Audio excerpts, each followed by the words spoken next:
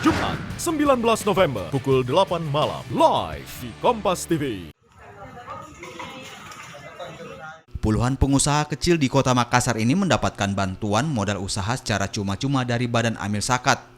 Sejumlah bantuan beragam mulai dari 2 juta hingga 3 juta rupiah. Dana bantuan ini diambil dari para pembayar zakat dan juga infak. Dana tersebut kemudian disalurkan pada pengusaha kecil yang membutuhkan bantuan. Bantuan modal usaha ini juga diharapkan bisa mencegah pengusaha kecil terjebak pada pinjaman dengan sistem bunga.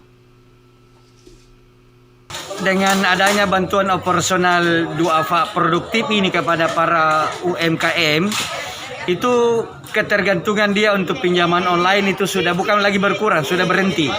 Dan kita akan memberikan bantuan tentu sesuai kemampuan Basnas, karena itu harus berbanding lurus antara muzaki mempercayakan donasinya, zakatnya, hartanya ke Basnas, karena dari Basnas tidak akan tinggal, langsung kita gulirkan lagi ke para duafa. Karena pinjaman online ini sudah bunganya berbunga-bunga, memang dia menjerat, sehingga kita nyatakan perang terhadap pinjol, perang terhadap rentenir, dan perang terhadap partai-partai yang memberikan bunga yang sangat tinggi. Karena kita bukan tanpa bunga, tanpa pengembalian.